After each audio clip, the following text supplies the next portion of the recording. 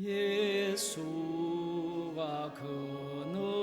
그늘이시니 즐겁고 평안하구나. 주야의 자고 깨는 것 예수가 그늘이시네. 주 날 항상 돌보시고 날 친히 거느리시네. 주 날 항상 돌보시고 날 친히 거느리시네. 때때로 괴로움 당하면 때때로 기쁨 누리네. 풍파 중에 거느리고 평안할 때 거느리네. 주 날 항상 돌보시고 날 친히 거느리시네. 주 날 항상 돌보시고 날 친히 거느리시네. 내 주의 손을 붙잡고 천국에 올라가겠네. 괴로우나 즐거우나 예수가 거느리시네. 주 날 항상 돌보시고 날 친히 거느리시네.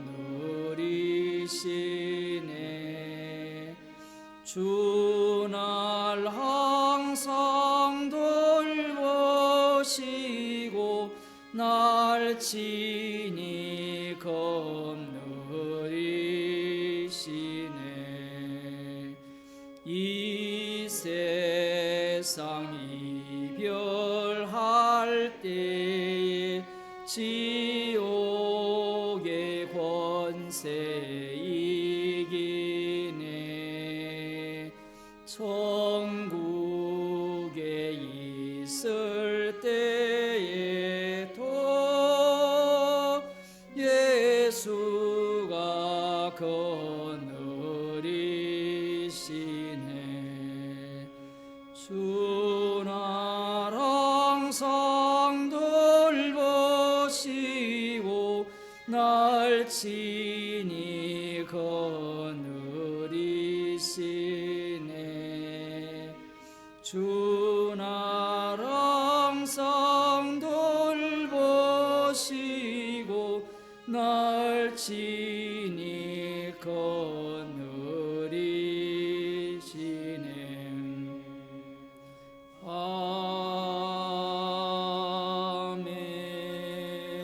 아멘. 하나님 말씀 이사야 2장 6절에서 11절 말씀을 보겠습니다. 이사야 2장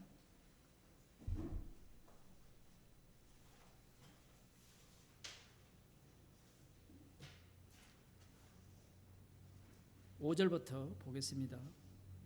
제가 읽어드리겠습니다. 야곱 족속아 오라, 우리가 여호와의 빛에 행하자. 주께서 주의 백성 야곱 족속을 버리셨으면 그들에게 동방풍속이 가득하며 그들이 블레셋 사람같이 술객이 되며 이방인으로 더불어 손을 잡아 언약하였습니다. 그 땅에는 은금이 가득하고 보화가 무한하며 그 땅에는 마필이 가득하고 병거가 무수하며 그 땅에는 우상도 가득하므로 그들이 자기 손으로 짓고 자기 손가락으로 만든 것을 공경하여 천한 자도 절하며 귀한 자도 굴복하오니 그들을 용서하지 마옵소서. 너희는 바위 틈에 들어가며 진토에 숨어 여호와의 위엄과 그 광대하심의 영광을 피하라. 그날에 눈이 높은 자가 낮아지며 교만한 자가 굴복되고 여호와께서 홀로 높임을 받으시리라. 아멘. 야곱 족속이라고 부르죠. 이스라엘의 자손들입니다. 이들이 주님에 의해서 버림을 받습니다. 왜 버림을 받느냐? 그들이 동방 사람들의 풍속을 쫓았다는 겁니다. 뭐 동방이라 하면 자기가 사는 동네죠. 약속의 땅입니다. 여기에 보면 동방 풍속이 가득하며 풍속이 뭐가 나쁘냐 이렇게 이야기를 하겠지만 히브리어 성경에는 풍속이라는 단어가 없는데 그들을 닮았다라는 거죠. 여기에 보면 그들이 블레셋 사람같이 이렇게 표현을 합니다. 블레셋을 대표자로 뽑아오죠. 그들처럼 행한다는 겁니다. 블레셋이 무엇을 하느냐 여기에 보면 블레셋 사람 전체를 술객이라 이렇게 표현하고 있는데 하나님의 약속을 받은 율법을 받은 자들이 이스라엘 백성 전체가 뭐 남유다라고 볼 수 있고요. 전체가 술객이 되었다라는 겁니다. 술객이 되는 이유가 뭐냐라는 거예요. 부자가 되고 싶은 겁니다. 다른 이유가 없어요. 이걸 달리 표현하면 행복해지고 싶다라는 거죠. 오늘날 교회가 무당들이 많잖아요. 예수님도 믿고 와서 점도 보고 뭐 길거리마다 뭐 타로 점도 있고 그런데 교회 다니는 사람들이 야 우리 심심한데 한번 가보자. 이 지옥 가는 이유를 보여주는 거예요. 말씀이 없는 곳에는 무엇이 자리를 잡겠습니까? 우상이 자리 잡겠죠. 이스라엘 땅 전체가 애굽의 블레셋 사람처럼 술객이 되었고 이방인과 더불어 손을 잡아 언약하였습니다. 분명히 여호와 하나님께서 약속의 땅에 들어가기 전에 신신당부하셨거든요. 신신당부하기 전에 하나님께서 그들을 어떻게 했습니까? 순종하지 않을 때 진멸했거든요. 그 정도로 하면 정신을 차려야 되는데 말씀은 정신 차리라고 주신 게 아니죠. 이방인과 언약하지 말라는 이유가 무엇이냐라고 하면 이방인과 언약을 맺으면 이게 독특해요.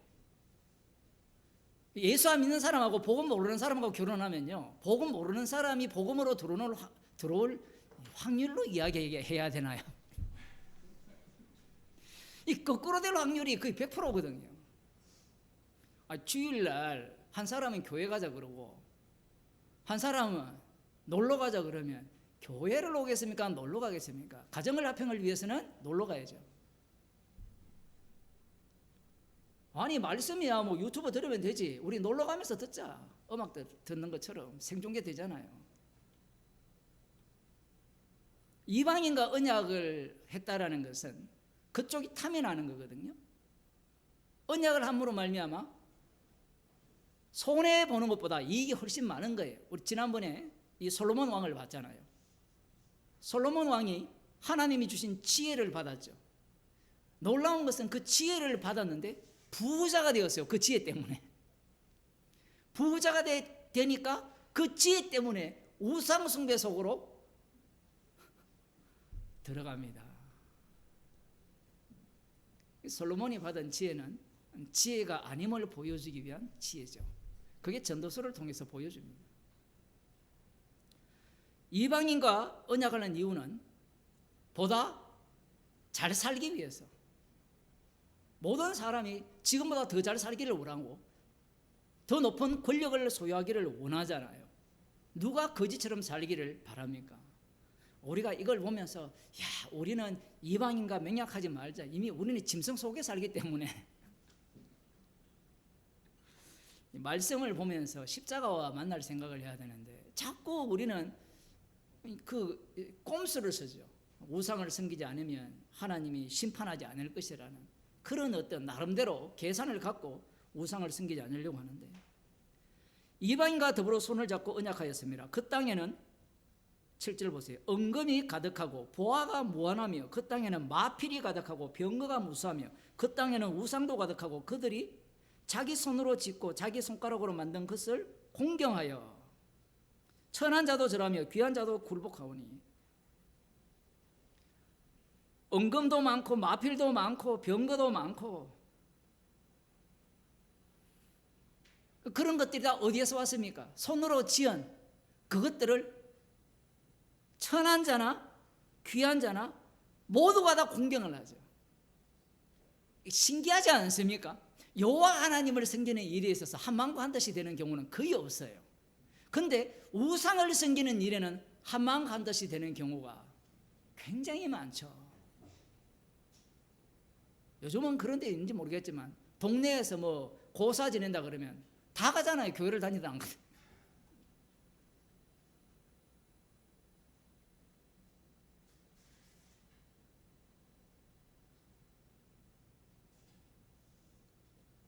마필도 많고 병거도 많고 그 원인을 분석해 보니까 우상이 가득하더라는 거예요. 우상이 가득한 그 곳이야말로 그들이 꿈꾸는 하나님 나라. 우리는 자꾸 이스라엘 백성들이 약속한 그 하나님 나라, 아브라함에게 언약한 그 나라에 대해서 오해를 하는데, 그 나라를 분석해 보면 이 블레셋과 같은 이방 나라와 똑같은 거예요. 단지 뭐만 없습니까? 우상만 빼고 그 자리에 여호와만 들어가면 돼요. 그러니 벌써 하나님의 약속 자체가 탐이 나는 겁니다.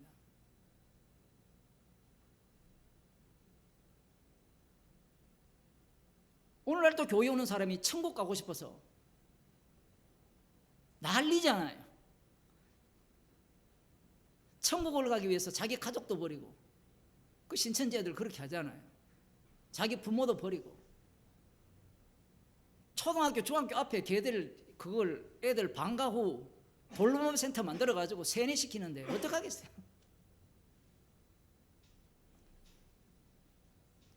완전히 그거 만들잖아요. 제비같이 꽃 팔아가지고 돈 벌어오는. 천국 가고 싶어서 미친 거예요. 교회도 마찬가지죠.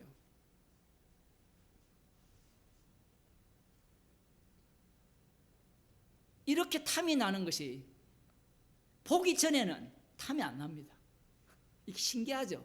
약속의 땅에 들어가기 전까지는 예 알겠습니다라고 하거든요. 들어가 보니까 어떻습니까? 주변이 다 그렇게 사는데 뭐.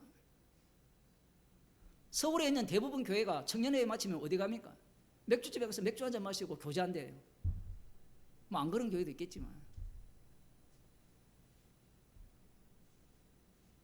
뭐 청년들만 그래요. 전도사도 그러고 목사도 그런다는데. 다 그렇다는 거예요. 다 그렇다는 거예요. 왜 술 취하지 말라는지 아세요? 성령을 취해야 되는데 인간은 꼭 행세가 뭔가 하면 성령이 들어오면 뭐가 문제가 돼요? 내가 부정이 되잖아요. 그래서 아예 노골적으로 말씀을 삭제시켜 버리는 겁니다. 아니 술 먹는다고 지옥 가냐 이런 논리예요. 술 먹으면 지옥 가요. 성경에 나와요. 음행하는 자도 지옥 가고 거짓말하는 자도 지옥 가고요. 탐심을 가진다고 지옥 갑니다. 예수 믿으면 천국 가잖아요. 예수 믿어도 하나님 나라를 유업으로 못 받아요. 완전 인간 구원론을 성경을 갖고 뽑아낸 거예요. 말씀을 얕잡아 보죠. 그래서 히브리서에서 우리가 쓴 자리는 이 불붙는 산보다 더 무서운 곳이라는 곳이라고 이야기합니다. 천만 천사와 그 아들의 보좌 앞에 선 거예요. 성도들은 그걸 안 하면 천국 갑니까? 그 얘기가 아니에요. 그거 안 해도 지옥 가요. 근본적으로 성령이 없다 보니까 말씀에 귀 기울일 마음은 없고 자기 편한 대로 하고자 하는 거죠. 지금 가보기 전까지는 탐이 안 났어요. 가보니까 그게 즐겁잖아요. 그렇지 않습니까? 가보니까 보기 전까지는 그게 탐이 안 나요. 여러분들도 뭐 좋은 집에 다 사시겠지만 좀 넓은 집에 78평에 우리 사시는 분 있잖아요. 한 가봐야 돼. 물론 너무 아름답게 안 꾸며놔서 그런 집에 살기 싫겠지만 보통 그 정도 되면요 집이 이 세팅이 엄청 잘 돼 있거든요. 살아본 사람은요 이거 청소 어떻게 하나 이러세요. 그럼 보모 쓰면 되죠. 뭐. 탐이 나는 겁니다. 지금 이스라엘 백성들이 약속의 땅에 들어가고 주변 국가를 보기 전까지는 솔로몬 왕도 마찬가지죠. 보기 전까지는 탐이 안 나요. 보는 순간 탐이 나는 거예요. 탐이 나니까 그걸 위해서는 우상숭배 속으로 빨려 들어갑니다. 그런데 우상숭배할 때 이게 안 먹히면 우상숭배를 안 할 건데 이게 돼요. 그게 문제예요. 솔로몬 왕을 보세요. 우상을 이 예루살렘 성전 정면에도 우상을 세우고 온갖 곳에 그 신전들을 다 세우잖아요. 그거 다 안 무너뜨렸으면 장관일 건데 지금 유네스코 세계 문화유산이 되어가지고 관광객들을 끌어모을 건데 그런 것들이 돈이 되기 때문에 실제로 권력이 되고 힘이 되고 돈이 되기 때문에 그렇게 하는 겁니다. 우리가 이스라엘 백성들을 보면서 왜 이랬을까? 왜 그런 게 아니고 우리들도 보세요. 이 세계 속에 사니까 자꾸 어디로 밀려 들어갑니까? 복음을 안 들으면 자꾸 어디로 밀려 들어가요? 세계가 이 나라가 미는 곳으로 자꾸 밀려 들어가요. 뉴스를 한번 보세요. 뉴스를 보면 윤석열이 좋아하는 사람은 그쪽으로 밀려가고 반대하는 사람은 이쪽으로 밀려가고 내가 원하지 않아도 세상 자체가 그렇게 구성되어 있어요. 그럼 그거 안 보면 어디로 밀려갈까요? 회사가 미는 대로 가시면 어디로 갈까요? 그쪽으로 밀려가는 거예요.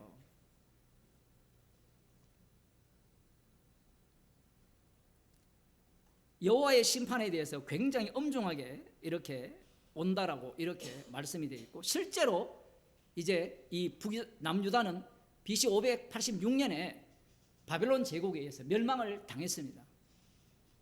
한번 당했거든요. 당한 이후에 70년 만에 돌아올 것이라 하고 그럼에도 불구하고 70년이 71회로 바꿔져 버렸습니다. 그래서 이들은 메시아 왕국을 기다리는데 그 기다리는 현장으로 한번 들어가 봅시다. 누가복음 12장입니다.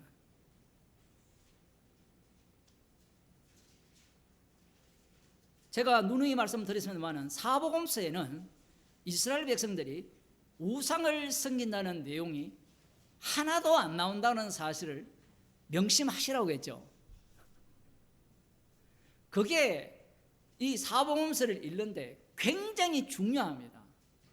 왜냐하면 우상의 모양이 바뀌기 때문에 그래요. 12장 13절에 보면 무리 중에 한 사람이 이르되 선생님 내 형을 명하여 유업을 나와 나누게 하소서 하니 예수님께서 성령을 주실 것이다. 성령이 말씀하게 할 것이다. 이것을 가르쳤어요. 성령을 이야기를 하는데 어떤 사람이 이 이야기를 듣고 예수님께 형을 명하여 유업을 나와 나누게 해달라고 이야기를 해요. 이 요청 자체는 틀림없이 법적으로 적어도 차자인 자기에게 돌아올 유산이 얼마 정도 있다라는 입장에서 얘기하는 겁니다. 형이 왜 법을 지키지 않느냐라는 거예요. 그러면 성령을 언급하는 예수님이야말로 어떤 분입니까? 그들이 기다리는 메시아죠. 메시아는 공의로운 재판관이죠. 이 구약 선지자들이 보면 공의로운 재판을 하라 하잖아요. 특히 아모스 같은 데 보면 불법을 행하는 자들, 과와 과부에 대해서 멸시를 하고 뇌물을 받고 이런 부분에 대해서 굉장히 책망을 하잖아요. 자신들이 기다리는 메시아가 온다면 공평한 재판을 해서 이 우리가 볼 때는 단순히 재산 나누는 이야기하지만 이것은 이스라엘 백성 가운데로 들어가면 하나님의 율법과 관련되어 있어요. 단순히 동생이 돈을 탐해서 재산을 나눠달라고 하는 거 아니에요. 당신이 진짜 다윗 왕이라면 공평한 재판관 맞죠? 공의로운 재판관 맞잖아요. 약속된 다윗 왕이라면. 그러면 우리에게 이 형에게 명하여서 그 재산을 내 소유분을 나눠주라고 명령을 하십시오. 그 정도의 권한과 판단력은 당신에게 있지 않습니까? 라는 거예요. 기다린 메시아가 이런 메시아입니다. 아무도 충격을 안 받으시네. 율법이 이 개인 사적으로 들어오면 그 자체가 모두가 다 누구를 위한 율법이 되는 겁니다. 나의 이익과 유익을 위한 율법밖에 안 돼요. 이 한 사람을 통해서 그걸 보여주는 겁니다. 여러분들이 만일에 이 사람의 입장이라면 똑같은 요구를 할 거예요. 법대로 하자는 거예요. 법대로. 놀라운 것은 이 율법 자체가 무엇을 겨냥하고 있는지를 깨닫지 못하는 겁니다. 율법은 로마서에 나오듯이 모든 사람을 죄 아래 가둔다고 했죠. 죄 아래 가두는 그 율법의 기능이 이 사람에게 작동을 하는 겁니다. 우리 같으면 동생을 혼내겠어요? 형을 혼내겠어요? 지금 이 요구를 하는.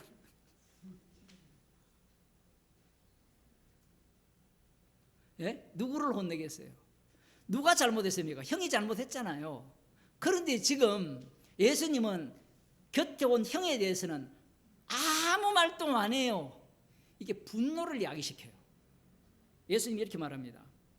이르시되 이 사람아 누가 나를 너희의 재판관이나 물건 나누는 자로 세웠느냐. 이건 구약의 왕은 재판관이거든요. 최종 재판관.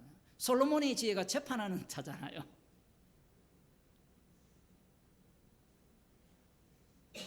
예수님이 재판관이 아닙니까?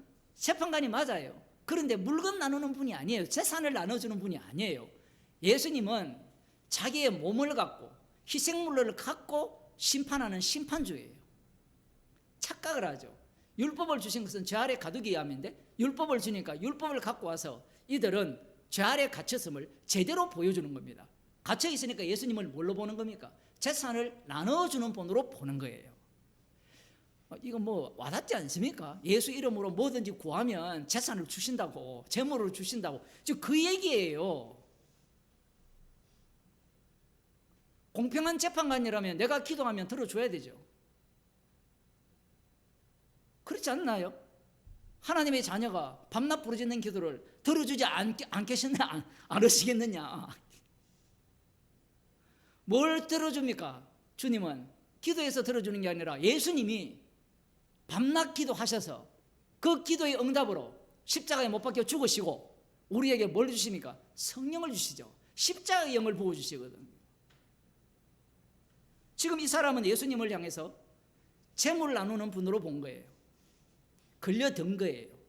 율법을 주니까, 율법의 위반자가 형으로 나타나니까, 그 앞에 예수님이 심판주로 나타나니까 예수님을 뭘 위한 심판주? 뭘 위한 재판관? 나에게 재산에 손해를 끼치는 것이 아니라 율법대로 나에게 올 재산을 제대로 나눠주는 분으로 예수님을 보는 거예요. 이걸 뭐라고 하는가 하면 예수님이 탐심이라 이야기합니다. 좀 충격 안 맞네요. 여기 상가 모든 탐심을 물리쳐라. 아니 법대로 요구하는 게 뭐가 탐심입니까 여러분? 예? 일했는데 일한 대가를 마땅히 받겠다는 게 그게 뭐가 탐심이에요? 그게 탐심입니다. 우리는 일한 만큼 받으면서 탐심을 알아야 돼요. 내가 돈을 이만큼 사랑하는구나. 언제 그걸 제일 잘하는가 하면 일 했는데 돈 안 줄 때 얼마나 내가 탐심을 가졌는지 몰라요. 그러니까 월급 받으면서 탐심이 드러나야 돼요. 우리는 내 일한 대가를 받는데 우리가 무슨 일한 대가를 받아요. 다 주님이 십자가의 완료성을 갖고 우리에게 지금 은혜로 일을 하게 하시고 은혜로 돈을 벌게 하시고 먹이시고 입히시는데 여러분이 참새보다 안 귀합니까? 이렇게 얘기해야 확 와닿죠. 참새는 먹이고 입혀요, 주님이. 그럼 여러분은 누가 먹이고 입힙니까? 적용을 이렇게 못해서 어떡합니까? 교회가 지금 뭘 자꾸 집어넣으려고 해요? 나의 행위, 그 탐심을 넣으려고 합니다. 주의 피 흘리신 자리에. 탐심을 물리치라. 사람의 생명이 그 소유에 넉넉한 데 있지 아니하리라. 그 율법을 주시고 예수님이 등장하니까 인간은 궁극적으로 율법을 이용해서 소유의 넉넉함을 꿈꾸는 겁니다. 조금 전에 이사야 2장에 보게 되면 그들이 왜 블레셋 사람처럼 술객이 되고 우상이 가득한 그 세계 속으로 빨려 들어갑니까? 은금이 가득하고 마필이 가득하고 병거가 가득한데 그 속으로 안 들어가겠어요?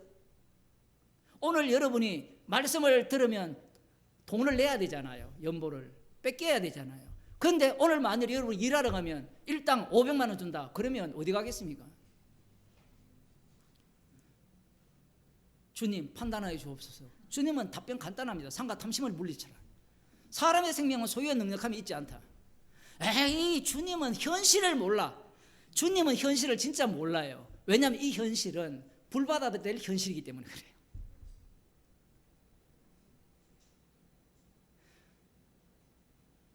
(90) 넘어서 돌아가셨다 했잖아요. 사실 그게 현실이거든요. 그 전에 살 때는 현실인지 몰랐어요. 십자가밖에 자랑할 것이 없어야 되는데 현실이 막상 닥치니까 십자가 없는 인생은 지옥 인생이죠. 성도는 사망 안에서 살잖아요. 주님의 사망 안에서. 그 사망이 앞당겨 와버렸어요. 이미 죽은 자로, 죽은 자 안에서. 그게 삶분의 모습으로 드러나는 겁니다. 주님하고는 대화가 안 돼요. 그래서 예수님이 한 걸음 더 쑥 들어가는데 비유를 이야기합니다. 어떤 비유를 이야기하는가 하면 한 부자가 그 밭에 소출이 풍성하며 심중에 생각하여 가로되 내가 곡식 쌓아 둘 곳이 없으니 어찌할꼬 하고 또 가로되 내가 이렇게 하리라 내 곡간을 헐고 더 크게 짓고 내 모든 곡식과 물건을 거기 쌓아 두리라. 또 내가 내 영혼에게 이르되 영혼아 여러 해 쓸 물건을 많이 쌓아두었으니 평안히 쉬고 먹고 마시고 즐거워하자 하리니. 이 얘기를 유대인들이 아니면 그냥 이 사람이 그냥 돈 많이 벌어서 창고 짓고 그래 이제 먹을 곡식이 많으니까 여러분 저거 많이 해두셨죠? 이제 평생 먹을 거 있잖아요. 특히 퇴직금 이렇게 한 달에 한 300만 원씩 나온 사람 연금 한 300만 원씩 나오면 편하다 그러잖아요. 우리들 이야기가 아니라 유대인 이야기입니다. 지금 이 부자는 그냥 부자가 된 게 아니에요. 부자가 되려면 율법대로 살아야 됩니다. 하나님의 축복을 듬뿍 받았어요. 듬뿍 받으니까 뭐라고 하는가 하면 창고 더 짓고 그 다음 내 영혼아 편안히 쉬고 먹고 마시고 즐거워하자. 희한하죠. 하나님이 축복을 해주니까 어디로 가요? 그 마지막 자리가 나의 몸 챙기기. 이제 편안히 먹고 사는, 이거 보면 꼭 누구 같아요? 시편 73편에 나오는 그 악인의 행로잖아요. 본인은 시편 73편을 보면서도 그걸 깨닫지를 못하는 겁니다. 왜냐하면 말씀대로이기 때문에 그래요.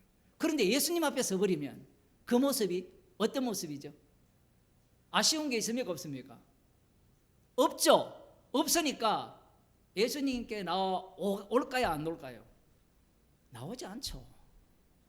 성경에 보면 아쉬운 사람들이 나오고 시비 거는 사람들만 나와요. 구경꽃도 물론 나오지만.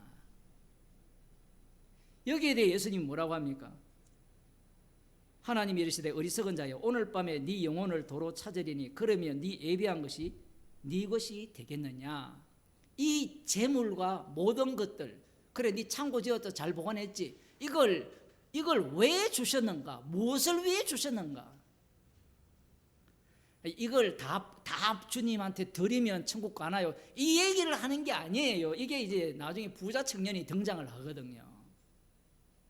이걸 다 주께 드린다 한들 구원을 못 받아요.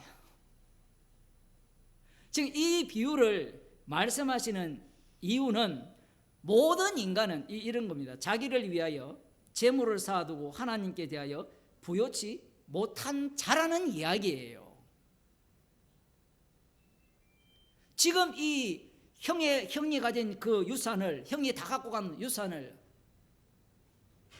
여러분 같으면 당연히 n분의 1로 여러 번 소송을 해서 받아내려고 하지 않겠습니까?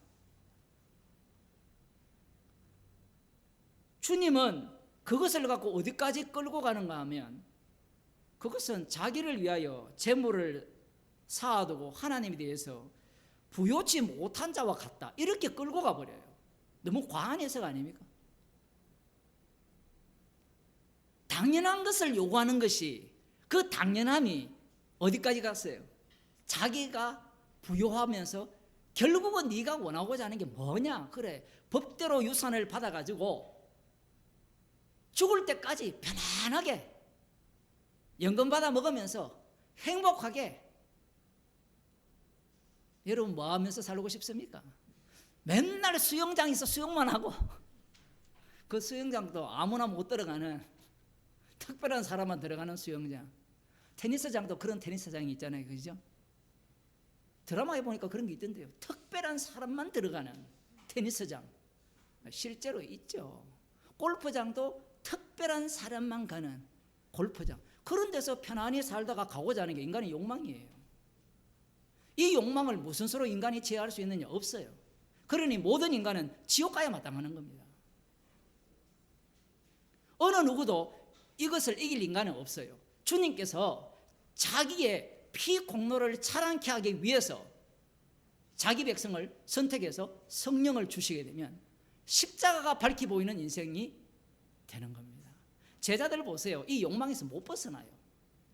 못 벗어나는데 주께서 성령을 주셔서 주님의 정인으로 그들을 살아가게 하시는 겁니다. 성도의 자리가 그런 자리입니다. 기도하겠습니다. 하나님 아버지,